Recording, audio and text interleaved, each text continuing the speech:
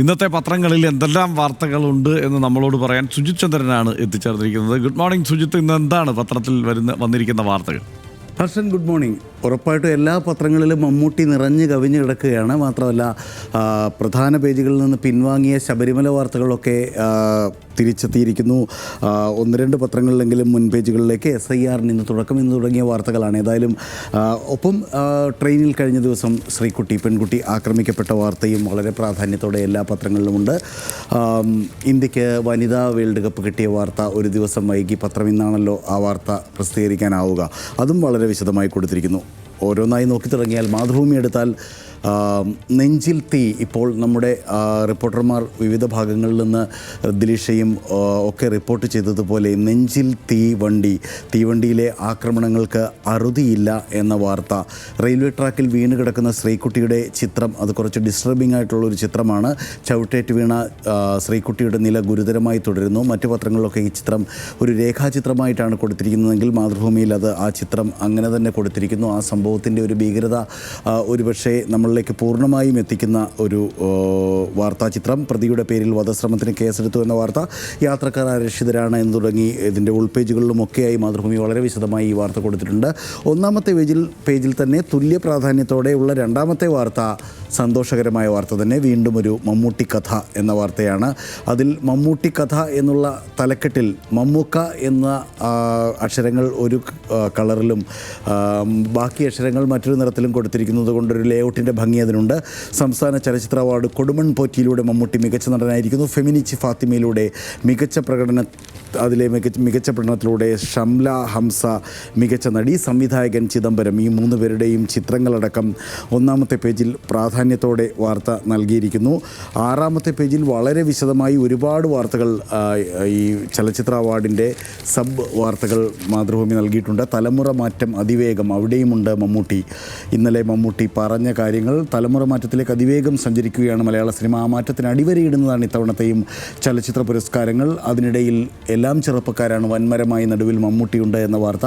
അതെന്താ, ഞാനും ഈ തലമുറയിൽപ്പെട്ടതല്ലേ എന്ന് ഒരു ബോക്സ് ടിൻറ്റഡ് വാർത്ത അതിനിടയിൽ തന്നെയുണ്ട്. പ്രവാസ ലോകത്തിന് അഭിമാനമായി ഷംല ഹംസ. ഒപ്പം ബാക്കി പ്രധാന പുരസ്കാരങ്ങളൊക്കെ നേടിയ എല്ലാവരുടെയും ചിത്രങ്ങൾ, ബാക്കി 29-30 ചിത്രങ്ങൾ, ബാക്കി എല്ലാവരുടെയും ചെറിയ ബോക്സ് ചിത്രങ്ങൾ നൽകിക്കൊണ്ട് മാതൃഭൂമി വിശദമായി ആ വാർത്ത കൊടുത്തിരിക്കുന്നു. മനോരമയിലേക്ക് വന്നാൽ ഇതേപോലെ തീവണ്ടിയിലുണ്ടായ പെൺകുട്ടിക്ക് നേരെയുണ്ടായ കയ്യേറ്റത്തിൻ്റെ വാർത്തയൊക്കെയും പ്രാധാന്യത്തോടെ ഉണ്ടെങ്കിലും മമ്മൂട്ടിയുടെ യുടെയും ഷംല ഹംസയുടെയും 2 ചിത്രങ്ങൾ തലക്കെട്ടിന് ഇരുവശവുമായി നൽകിക്കൊണ്ട് 7ാമത് മമ്മൂട്ടി ഷംല മികച്ച നടി എന്ന സംസ്ഥാന ചലച്ചിത്ര അവാർഡിൻ്റെ വാർത്ത തന്നെ പ്രാധാന്യത്തോടെ മനോരമ ഒന്നാം പേജിൽ നൽകിയിരിക്കുന്നു. 11ാമത്തെ പേജിലേക്ക് പോയാൽ ഇതേപോലെ തന്നെ ചലച്ചിത്ര അവാർഡ് വാർത്തകളാണ് വളരെ വിശദമായി കൊടുത്തിരിക്കുന്നത്. ലോക വിസ്മയം എന്ന പേരിൽ ഒരു ഇൻഫോഗ്രാഫിക്സ് നൽകിയിട്ടുണ്ട്. ഒരു പക്ഷേ മമ്മൂട്ടി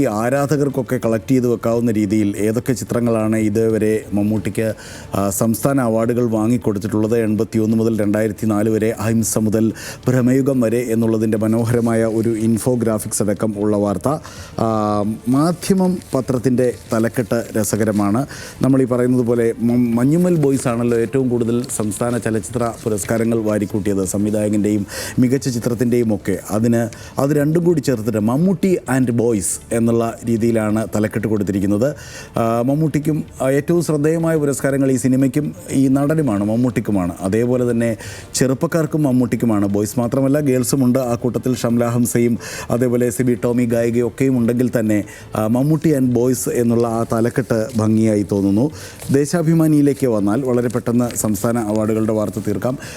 ഈ മമ്മൂട്ടിയെ സംബന്ധിച്ച അപദാനങ്ങൾ വാർത്തകളൊക്കെ ഉണ്ടെങ്കിൽ പോലും പെരുമ്പാവൂരിലെ ഗുണ കേവ് മാജിക്കിന് പൊൻതിളക്കം. കൊടൈക്കനാലിലെ ഗുണ കേവ്സ് പെരുമ്പാവൂരിലേക്ക് പറിച്ചു തണ്ട മാജിക്കിന് അംഗീകാരത്തിളക്കം. ഗുണ കേവ്സിൻ്റെ ആ ഗുഹ പെരുമ്പാവൂരിലാണ് സെറ്റിട്ടത്. ചെന്നൈയിലും ഹൈദരാബാദിലുമൊക്കെ നമ്മളൊക്കെ അറിഞ്ഞ കാര്യമാണെങ്കിലും ഈ പുരസ്കാര തിളക്കത്തിൽ അജയൻ ചാലിശ്ശേരിക്കാണ് മികച്ച കലാസംവിധാനത്തിനുള്ള പുരസ്കാരം കിട്ടിയത്. പെരുമ്പാവൂർ ഒക്കലിലെ ഒഴിഞ്ഞു കിടന്ന ഗോഡൗണിലെ 45 അടി ഉയരത്തിലാണ് ഈ ഗുണ കേവിൻ്റെ സെറ്റിട്ടത് എന്ന കൗതുക വാർത്ത. വീണ്ടും അത്രയും റിയലിസ്റ്റിക്കായിട്ട് ആ സിനിമയിൽ കാണിച്ച രംഗമാണത്. അത് വീണ്ടും അതിൻ്റെ ചിത്രമടക്കം നൽകുന്നതിൻ്റെ ഒരു ഭംഗി. ഒപ്പം വേടൻ്റെ അടക്കം ധാരാളം വാർത്തകൾ ചുറ്റുപാടും ഈ സംസ്ഥാന ചലച്ചിത്ര അവാർഡിൻ്റെ ചെറിയ വാർത്തകളായി നൽകിയിട്ടുണ്ട്. മാതൃഭൂമിയിലേക്ക് തന്നെ വീണ്ടും വന്നാൽ 3-ാം പേജിലെ ഒരു കൗതുക വാർത്തയുണ്ട്. ഹൗ ഓൾഡ് ആർ യു എന്നൊക്കെ ചോദിക്കില്ലേ, നമുക്ക് എത്ര പ്രായമുണ്ട് എന്ന് ചോദിക്കുന്നത് പോലെ 84-ാം വയസ്സിൽ ഒരു കവിതാ പുസ്തകം പ്രസിദ്ധീകരിക്കുന്നതിനെക്കുറിച്ച് ആലോചിക്കാൻ പറ്റുമോ?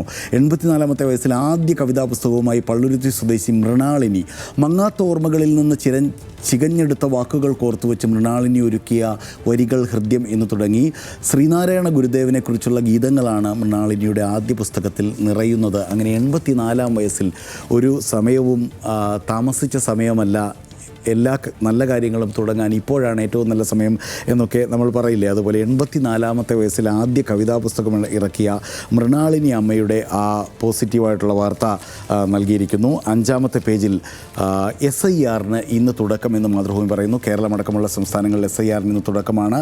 ബീഹാറിന് പിന്നാലെ കേരളമടക്കം 9 സംസ്ഥാനങ്ങളിലും 3 കേന്ദ്രഭരണ പ്രദേശങ്ങളിലും പ്രത്യേക തീവ്ര വോട്ടർ പരിഷ്കരണത്തിന് ചൊവ്വാഴ്ച തുടക്കമാകും. ബൂത്ത് തല ഓഫീസർമാർ വീടുകൾ കയറിയിറങ്ങി എന്യൂമറേഷൻ ഫോം പൂരിപ്പിക്കും എന്ന വാർത്ത മാതൃഭൂമി നൽകുന്നു.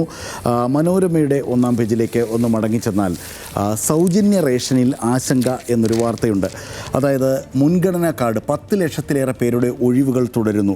മുൻഗണനാ റേഷൻ കാർഡിൽ ഉൾപ്പെടാൻ അർഹതയുള്ള 10 ലക്ഷത്തിലേറെ പേരുടെ ഒഴിവുകൾ തുടരുന്നതിൽ കേരളത്തിന് ആശങ്കയുണ്ട്. ഇത്രയും പേർക്കുള്ള സൗജന്യ റേഷൻ വിഹിതത്തിൽ അലോട്ട്മെൻറ്റ് നിർത്തലാക്കാൻ കേന്ദ്രം ഭാവിയിൽ നടപടികൾ സ്വീകരിച്ചാൽ അത് തിരിച്ചടിയാകും. ഇത് കേരളത്തിൻ്റെ അതിദാരിദ്ര്യ നിർമ്മാർജ്ജന വാർത്തയുമായി വായിച്ച് തെറ്റിദ്ധരിക്കരുത്. കാരണം ഈ അതിദാരിദ്ര്യ നിർമ്മാർജ്ജനം നടത്തി അതുകൊണ്ട് ഇനി മഞ്ഞക്കാർഡുകൾ നഷ്ടമാകുമെന്ന തരത്തിൽ വലിയ രീതിയിലുള്ള സാമൂഹിക മാധ്യമ പ്രചാരണം നടക്കുന്നുണ്ട്. ഇതങ്ങനെയല്ല. 1.54 കോടി രൂപ, ആകെ ജനസംഖ്യയുടെ 43% പേരെയാണ് ദാരിദ്ര്യരേഖയ്ക്ക് താഴെയായി കണക്കാക്കുന്നത്.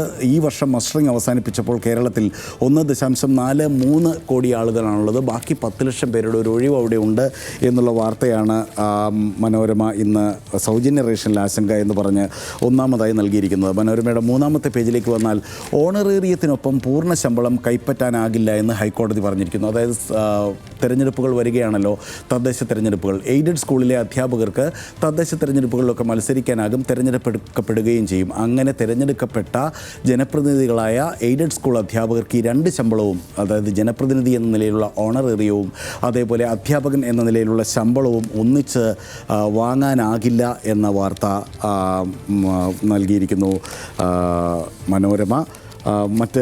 മനോരമയുടെ 3-ാം പേജിൽ രസകരമായ മറ്റൊരു വാർത്തയുണ്ട്. അതായത്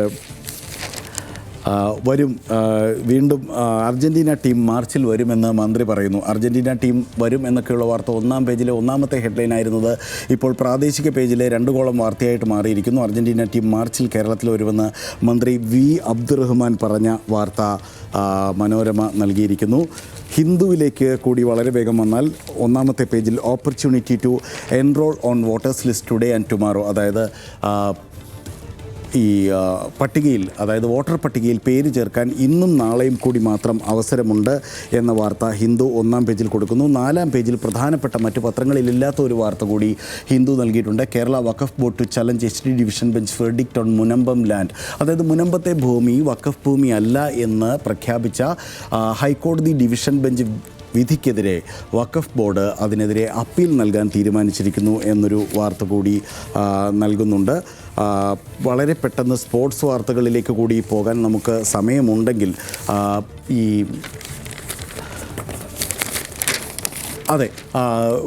പോകാൻ സമയമുണ്ടെങ്കിൽ ഈ ലോകകപ്പിൻ്റെ വാർത്തകളൊക്കെ വന്നിരിക്കുകയാണ്. പക്ഷേ ഇന്നലെ തന്നെ നമുക്കറിയാം ഇന്ത്യ ലോകകപ്പ് നേടിക്കഴിഞ്ഞു. അതിനുശേഷം പത്രങ്ങൾ ആ വാർത്ത പിറ്റേ ദിവസം കൊടുക്കുമ്പോൾ അതിൽ അധിക വിവരങ്ങൾ ചേർത്ത് അതിനെ പരമാവധി ഭംഗിയിൽ ലേഔട്ട് നൽകി കൊടുക്കുകയാണ് അതിൻ്റെ രീതി.